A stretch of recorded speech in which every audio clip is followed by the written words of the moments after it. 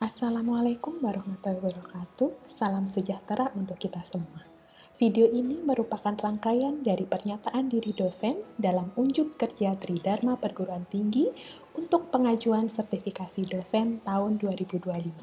Perkenalkan, nama saya Sofa Amalia dari Fakultas Psikologi Universitas Muhammadiyah Malang. Saya akan menjelaskan tentang beberapa kinerja yang sudah saya lakukan dalam beberapa waktu terakhir. Perkenalkan, nama saya Sofa Amalia, SPC MSI dari Fakultas Psikologi Universitas Muhammadiyah Malang dengan NUPTK 1440764 665230252.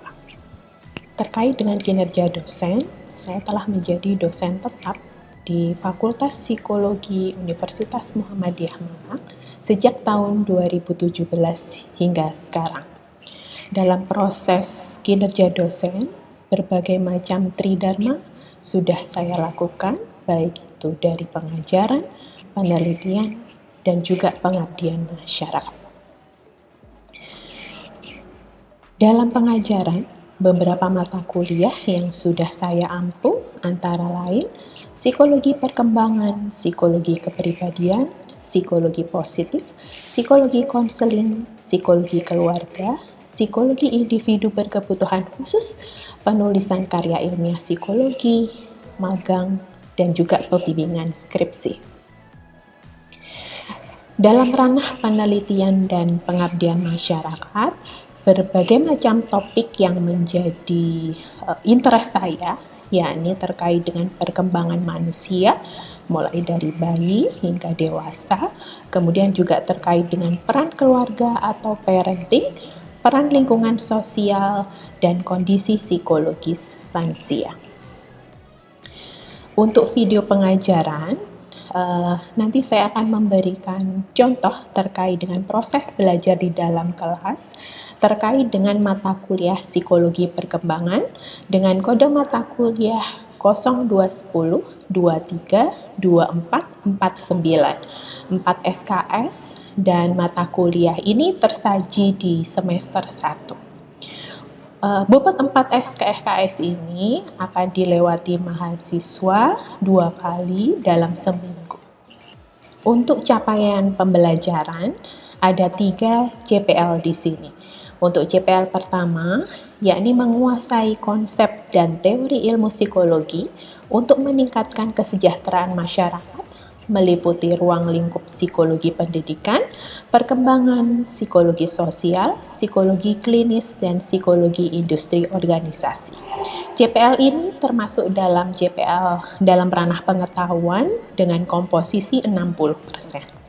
Selanjutnya, CPL yang kedua adalah menunjukkan tanggung jawab etika, disiplin, sikap positif, dan kepemimpinan dalam lingkup profesi pekerjaan, termasuk dalam ranah sikap dengan bobot 20%.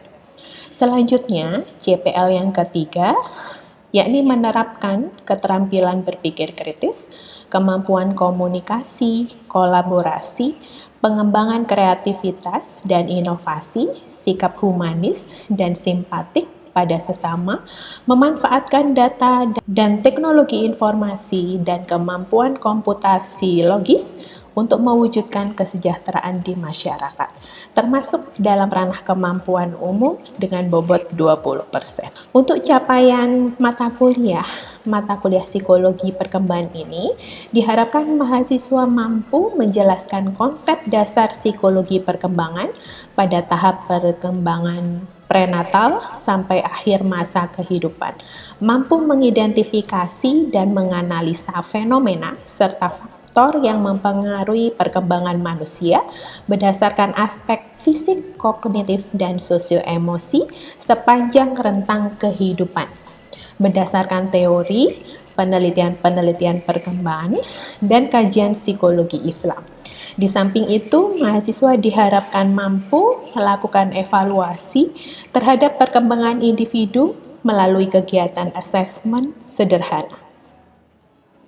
Untuk sub CPMK ada 7. Yang pertama, mampu menjelaskan konsep dasar dan isu-isu dalam perkembangan, mampu melakukan argumentasi terkait teori perkembangan manusia, mampu menunjukkan metode penelitian dan riset-riset dalam perkembangan, mampu menguraikan permulaan biologis manusia, mampu mengidentifikasi dan menganalisa aspek-aspek perkembangan meliputi aspek fisik, kognitif, dan sosio-emosi di tiap tahap perkembangan. Untuk sub CPMK yang keenam, mampu menguraikan konsep kematian, menjelang ajal, dan berduka. Mampu menunjukkan hubungan-hubungan konsep perkembangan secara teoritis dalam perspektif Islam. Ini adalah bahan kajian yang akan diterima mahasiswa dalam satu semester. Ada sekitar 15 bahan kajian di sini, mulai konsep dasar dan isu-isu dalam perkembangan, kemudian juga teori dalam perkembangan rentang hidup, metode penelitian, permulaan biologis, perkembangan manusia mulai fase prenatal hingga dewasa akhir, konsep kematian menjelang ajal dan berduka, konsep perkembangan dalam perspektif Islam, dan review riset-riset penelitian perkembangan. Untuk metode belajar, ada tutorial, diskusi, role play, dan problem based learning. Untuk penilaian ada 4 proses di sini, yakni UTS 20%, UAS 25%, tugas baik itu individu dan kelompok 35%, dan turun lapang 20%. Untuk luaran mata kuliah ini juga terdapat modul mata kuliah yang di dalamnya terdapat kisi-kisi terkait dengan proses evaluasi atau penugasan yang akan dijalankan oleh mahasiswa dan sistem penilaiannya.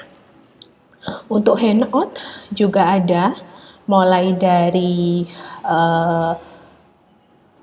tahap awal hingga akhir, materi keseluruhan ada di dalam handout. Kemudian untuk laporan unjuk kerja mahasiswa, ini merupakan laporan unjuk kerja terkait dengan hasil observasi dan wawancara mahasiswa di tahap perkembangan. Jadi, mahasiswa akan turun lapang untuk melakukan assessment pada satu individu di tahap perkembangan tertentu. Kemudian dari hasil assessment tersebut, mereka mengumpulkan laporannya. Itu tadi terkait dengan gambaran terkait dari mata kuliah psikologi perkembangan yang sudah dikembangkan dan diimplementasikan. Untuk selanjutnya, kita akan melihat terkait dengan video pembelajaran dan juga contoh cara implementasi metode belajar di kelas. Selamat menyaksikan. Bismillahirrahmanirrahim. Assalamualaikum warahmatullahi wabarakatuh. Apa kabar teman-teman sekalian? Semoga dalam keadaan sehat walafiat dan terus semangat. Nah, alhamdulillah hari ini kita bertemu lagi dalam video kedua terkait dengan mata kuliah psikologi perkembangan. Nah, untuk video kali ini kita akan belajar tentang sifat-sifat perkembangan.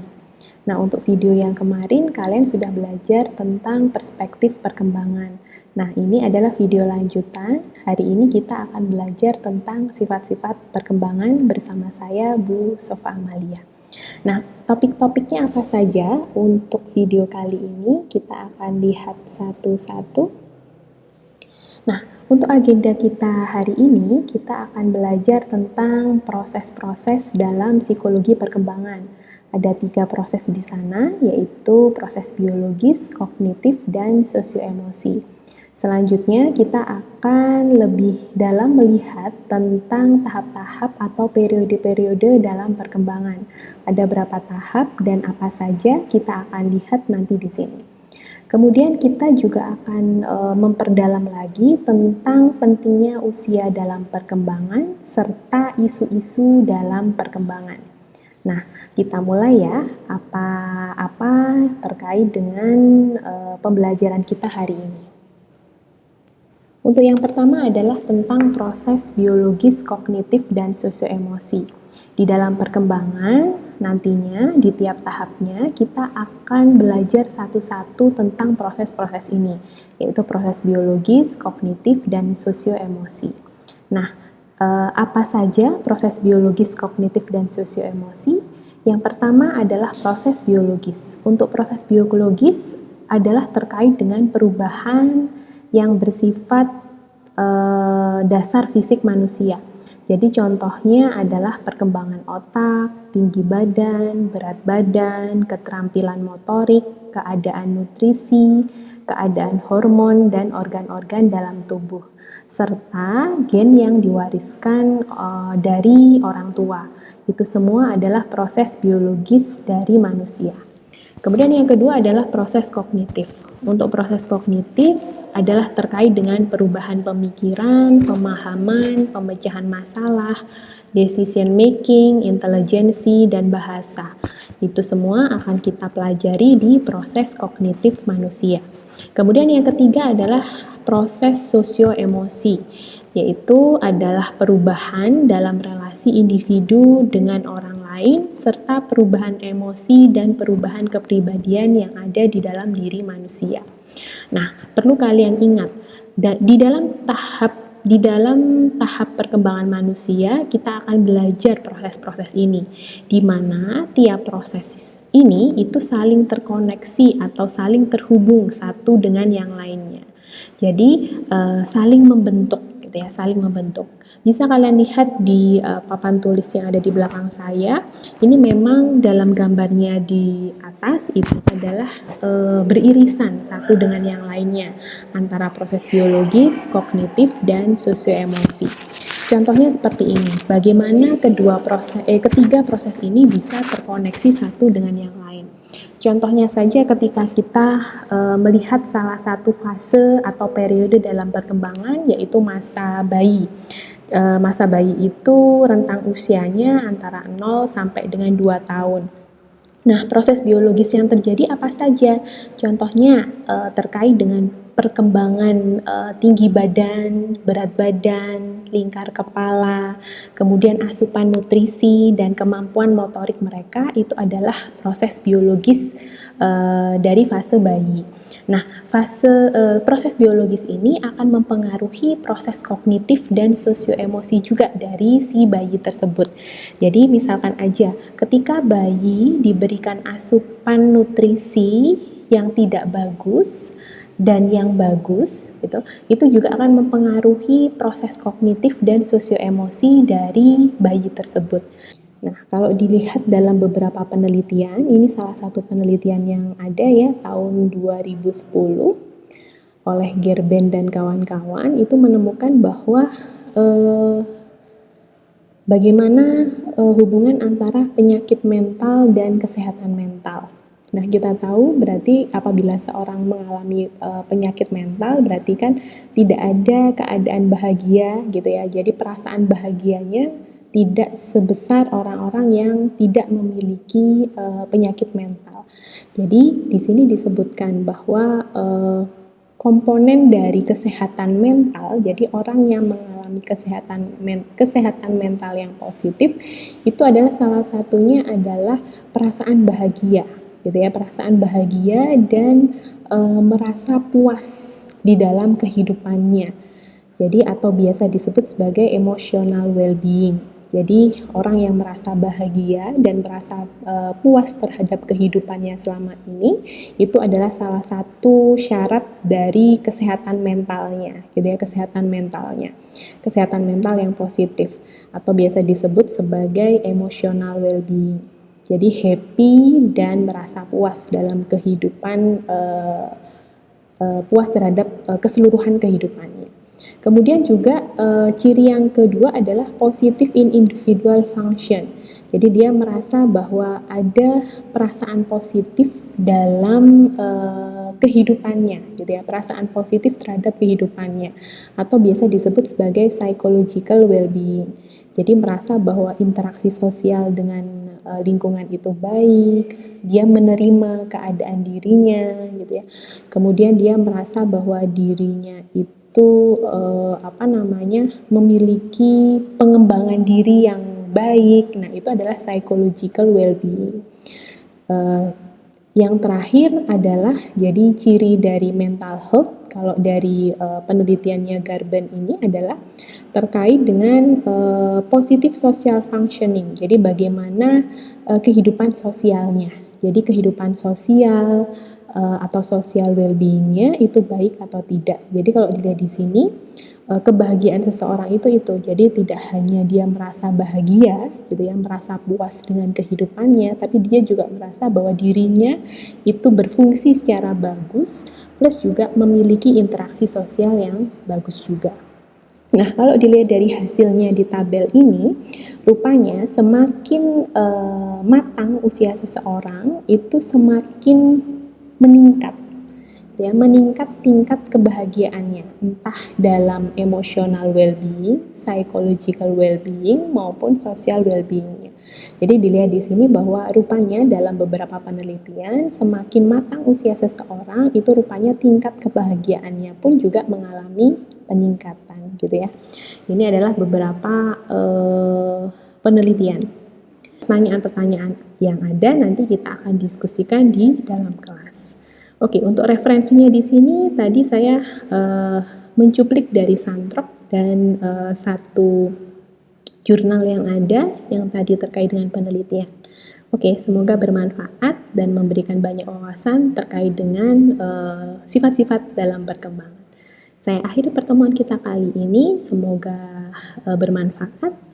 Wabillahi taufiq wal hidayah. Wassalamualaikum warahmatullahi wabarakatuh.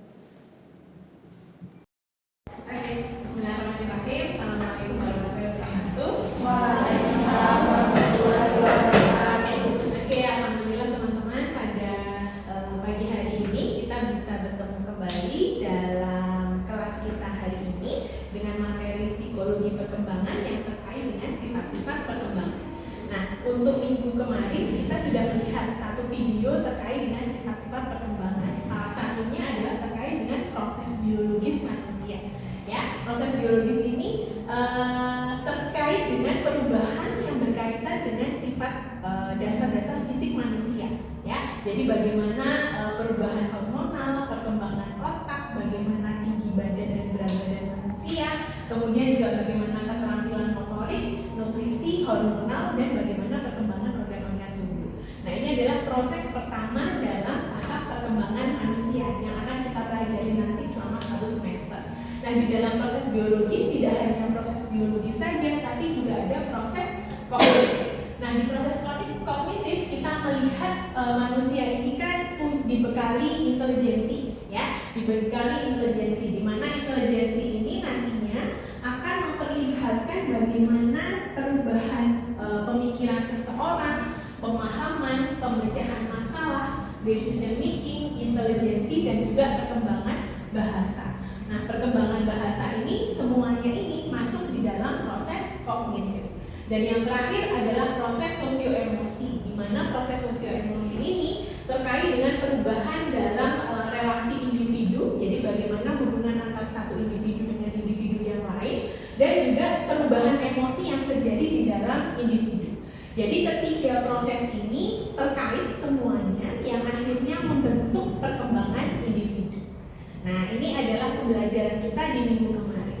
Nah, hari ini kita coba untuk berdiskusi sejenak supaya kalian lebih tahu bagaimana implementasinya dalam kehidupan keseharian, ya.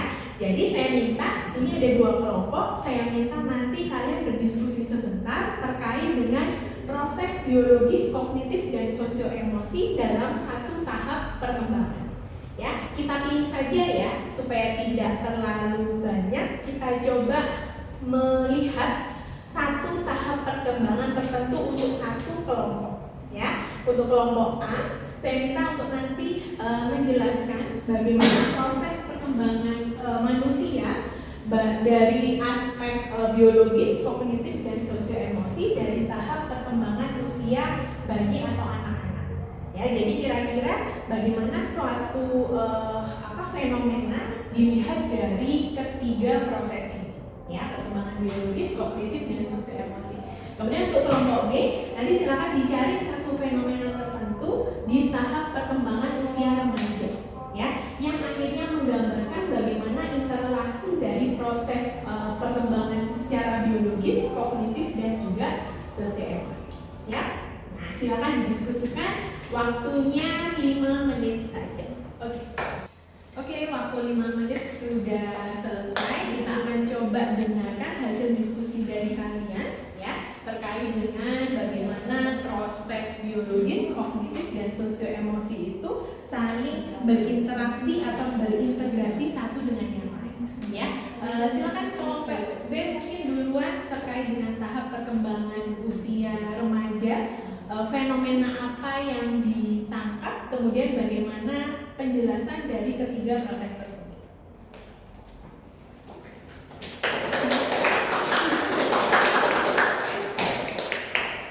Baik, saya dari kelompok B. Perkenalkan terlebih dahulu, nama saya Rafael, perwakilan dari kelompok B. Mungkin di sini saya akan menjelaskan mengenai pengambilan keputusan terhadap remaja. Nah, di remaja kan ada proses biologisnya. Biasanya mereka itu perubahan hormon, terus kalau di cewek kan perubahan ada terjadi menstruasi dan perubahan bentuk tubuhnya. Terus itu kenapa sih bisa mempengaruhi saat dia pengambilan masalah itu, karena di kognitif remaja ini kan biasanya mereka tuh sangat labil untuk mengambil keputusan, dan itu biasanya itu dipengaruhi sisi emosinya itu karena misalnya dari lingkungan keluarganya, temannya, itu biasanya sangat mempengaruhi dalam kognitif dia untuk mengambil masalah itu sendiri. Oke, terima kasih. Kalau untuk usia remaja itu pengambilan keputusannya kadang sedikit gegabah, gitu ya, buru-buru dan gegabah. Ini bisa jadi juga dipengaruhi oleh ketiga proses tersebut, ya teman-teman. Nah, ketika dijelaskan tadi, oke, dari aspek biologis ada proses hormonal yang muncul, gitu ya, karena masa pubertas, ya, karena masa pubertas. Kemudian juga dalam aspek sosio-emosi, di mana keluarga mungkin tidak punya peran yang cukup signifikan. Misalkan aja semua pengambilan informasi itu lebih banyak didominasi atau dipercayai dari peer grupnya, sehingga kadang hormonalnya tinggi, kemudian juga sosio-emosinya lebih cenderung yang relevan ada pada peer grupnya, sehingga akhirnya pengambilan keputusannya menjadi sedikit gegabah, gitu ya. Nah, ini terkait dengan fenomena di usia remaja diinterrelasikan dengan ketiga proses tersebut. Oke, selanjutnya adalah kelompok A. Coba kira-kira fenomena yang diambil apa, kemudian silakan dijelaskan ketiga proses tadi. Yuk, kita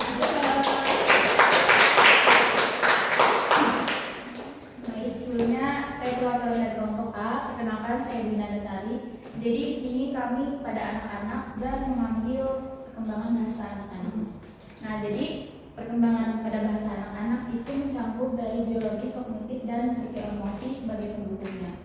Dari biologis sendiri, anak-anak sudah diberi nutrisi yang terpenuhi, tercukupi, jadi itu juga menjadi faktor pendukung kognitifnya bisa berjalan dengan baik. Yang mana itu juga berkaitan dengan sosio-emosi anak di lingkungan sekitar seperti itu. Contohnya, saya punya adik, Ibu.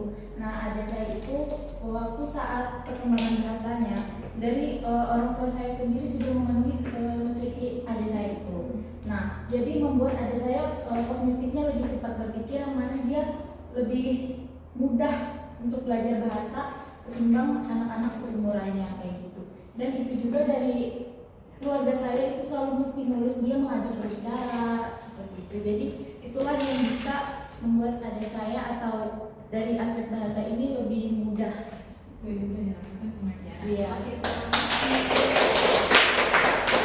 Memang kita akan aja terkait dengan